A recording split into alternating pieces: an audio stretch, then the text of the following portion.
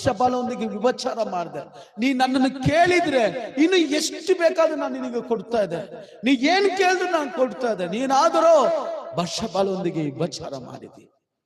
ದೇವರು ಕೊಡ್ಲಿಕ್ಕೆ ರೆಡಿ ಆಗಿದ್ದಾನೆ. ಪಾಪ ಮಾಡಬೇಡ, ದೇವರಿಗೆ ವಿರೋಧವಾಗಿ ದ್ರೋಹ ಮಾಡಬೇಡ, ತಿರುಗು ಬೀಳಬೇಡ. ಬೈಬಲ್ ವಾಕ್ಯ ಹೇಳ್ತದೆ, ಯೆಶಾಯ 63:10 ವಾಕ್ಯ, ಅವರಾದರೂ ದೇವರ ಆತ್ಮಗೆ ಎದುರು ಬಿದ್ದು ಆತನು ಅವರಿಗೆ ಶತ್ರುವಾಗಿ ಮಾರ್ಪಟ್ಟನು. ಎದುರು ಬೀಳಬೇಡ್ರಿ, ದೇವರನ್ನ ಆತುಕೊಳ್ರಿ, ದೇವರನ್ನು ನಂಬಿರಿ.